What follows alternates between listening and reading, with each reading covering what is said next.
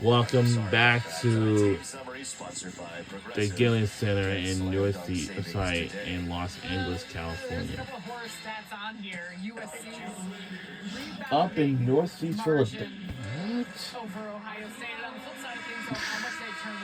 Los Angeles. Certain aspects of this game, as you continue to watch, haven't necessarily gone according to what you would anticipate, and others, given the fact that these are such two strong defensive teams, has shown. There's multiple. Actually, and Jelani Cambridge is such there's an one important right out aspect to there. how this team operates offensively, her scoring, and without it, it's been a big struggle. Area Finn got deep. Marshall, another offensive rebound. It's just been killing Ohio State on the offensive glass.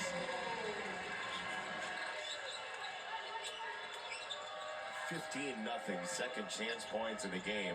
Oh, that's in Lansdale. McGuff before, and it's really coming to fruition.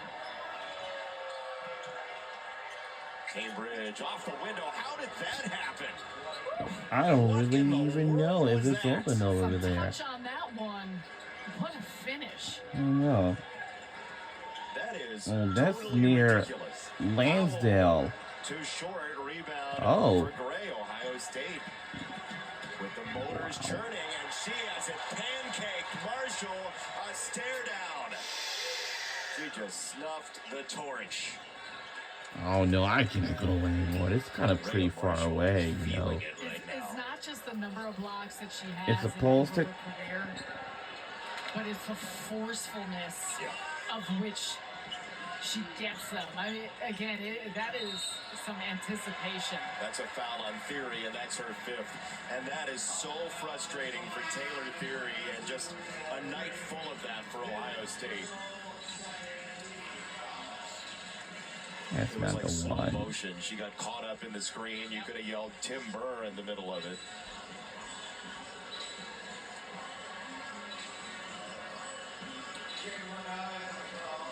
There's one in North Wales. Transfer from Syracuse by way I've of been up Arizona there State. before. It sounds nice. All I have to do is catch the Oh, that's in North Wales. I guess we're gonna have to look into it either. Alright.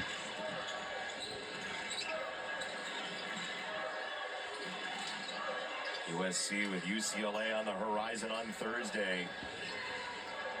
Watkins turns and burns, drives and can't score. Rebound, Area Finn at its stripped. It's Watkins all blocked by over. Mila.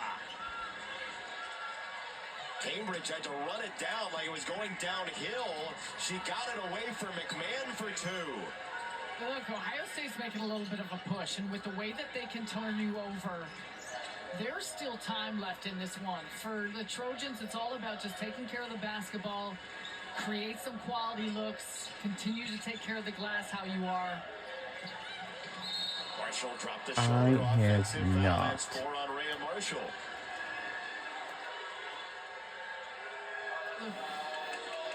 Cody McMahon. North Wales. Let's see. And it moves quickly enough to pick that I don't up. really think I haven't even like I think it's a play on. been there. It depends. Sometimes when the player falls in that manner. All we had to do is there's take the a Lansdale quickness of the hit. Williamstown I line to always get it prefer a over play there. on if it doesn't seem. But If it seems like luckily, it's a little let's bit see. marginal, but Let's see. it North wasn't a ball. Wales. We'll put it that way. McMahon the miss, and we'll get a foul on Cody McMahon. You don't have to answer. I still haven't. Yeah, been but to it's the Super Bowl same yet. You one. asked me about 45 minutes ago. To revert back to that, one of us might be just a kinder, more respectful person. All right. That might be the greatest thing you've ever said on television. All right. So it Three probably fouls on seems McMahon. like we And a tip and a takeaway nearly, and USC does recover. Oh my, it was in Ohio State's hands. same thing. You said it. That's the way the Crappy. Buckeyes are going to have to come back in this game. There's not enough time. And just speeding USC up. Kennedy Smith, so smooth. That's a critical shot. I know we got 4:11 left, but that type of seems breathing like- room, push the lead back to 16. Also allow yourself to have a take back and get yourself in your half-court defense set for Ohio State. McMahon blocked by Von Oelhoffen. She'll take it all the way. Von Oelhoffen can't score. Iriafen, no. Smith is fouled. Those are a couple significant possessions. Okay. Because while you're still looking at a double-digit deficit, Ohio State picked up momentum. I'm gonna have to see They which were one are they forcing going steals. Felt like there was enough time left to make a run if they played things right. And right now, USC, between the three-point shot, the stop, and now these offensive rebounds and free throws, you put yourself in a really comfortable position down here in these final 3+ minutes. Talia Von Oelhoffen, by the way, looked like Dad Chemo on a pick six there. He played in the NFL for about a decade. Couldn't finish, but a nice take, and 2 and a foul for Gray. Trying to stay alive here. You know where Chemo, I think we should have traveled to North Wales. I'm guessing at USC. Boise State. Okay. It's lovely this time of year. Really pumping Iowa today. Yeah. The Treasure Valley, free throw good for Gray.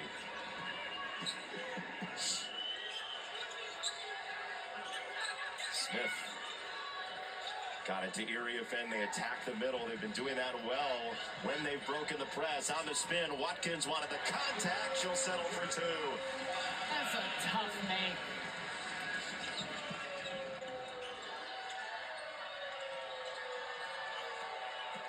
Gray turns the corner, and it's off of her. USC ball.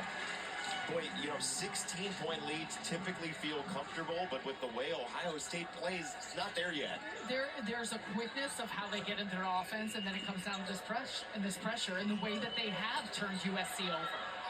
Von Oelhoffen fell, and what do we have? We have a foul. Yeah. We do. What? It's on Cambridge. Here's Chemo Von Oelhoffen, the former Pittsburgh Steeler defensive lineman. It's a good shot. Super Bowl winner. Man, that truck is on it tonight. Brad Weimer, Esquire, in charge. They've been killing it. I gather they have. Von Oelhoffen at the free throw line. 2 shots. The officials just talked it over for a moment to make sure that everybody's on the same page. Free throw good.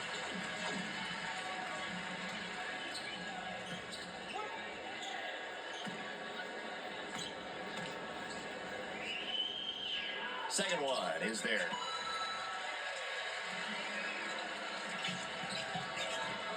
Cambridge sprinting to Iriafen, and there's the foul on Kiki Iriafen. That's her 4th. You see why Ohio State can be scary, though, in the Big Ten. I mean, there's a reason they're 20-2 overall, and it's because they can get to the rim in 5 seconds, and their defense can get them there faster. And it comes down, they had that loss at Penn State by 3 mid-January, and then obviously just lost this last Wednesday. We've talked a lot about that UCLA game, but I think there's so much that you can take from that, and it showcased how tough they can be at both ends of the floor, how unselfish they are, how they pass, what this press and what the pressure defense. And it's not just in the full court, it's the half court too. They're able to disrupt you, turn you over, and get you out of how you want to get into your offense in that half court defense too. So to your point, when you have that type of record and you've had those type of wins, they are a scary team to face. Powell in the corner misses the 3, and that's punched ahead. It's Cambridge on the run, bouncing for Gray. No. Juju nearly double-dribbled there. Von Oelhoffen catch and shoot. That's pretty. Suddenly it's a 20-point game.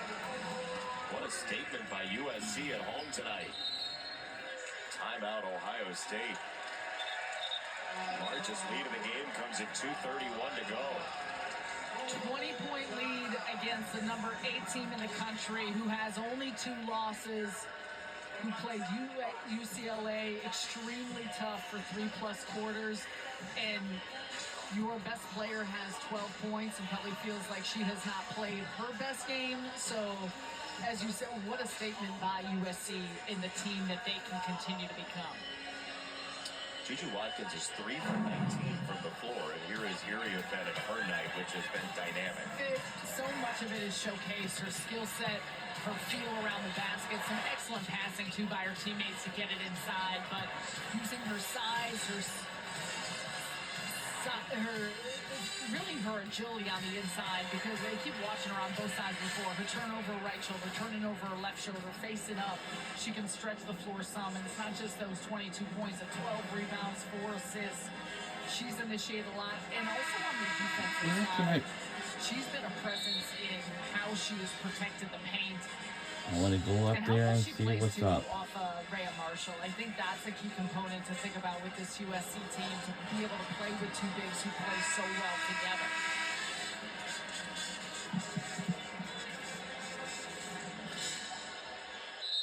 The lead is 20 for USC with those 2 bigs putting together Uriah Fenn and Marshall, 32 and 19 tonight. That's impressive. Actually, still chanting defense with 2:31 to go in a 20-point game. Actually, Cambridge bumping off of Heckle. Got it for an open 3. That won't fall for Watson. Gray to drive. That's plucked away by Watkins. Just an over-the-head check. it's only just a couple stops away. Watkins got to the basket. Counted and 1. Through contact, the toughness, Who's that? body control, she's got it all. And she's also got multiple red jerseys just clawing at her, but hanging on her all night. Still able to hang and get the finish. Watkins missed the free throw. Another second chance. Uriah Fenn will go to the free throw line. The offensive rebounds Let's are see, 18 we need to to go 5. at. Wow. That's significant. And again, that's where the balance comes from. You look at the discrepancy in offensive rebounding and rebounds in general, but where Ohio State was able to hang here some was because of the turnovers, and those were their extra possessions, and it always becomes a possession game. So the extra possessions for the Buckeyes came from turning the Trojans over, and on the flip side, against the Trojans created their own on the glass. But it's just been too much USC on the offensive side, on the inside, and they've also done a really solid job defensively. It'll obviously be a different game in the UCLA game, pace-wise.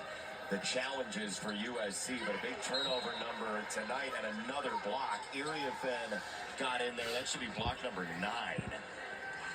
Look at that smile, a wry smile. You see Kiki Uriah Fenn. Under 2 to go. Cambridge. Lemila can't clear the rebound.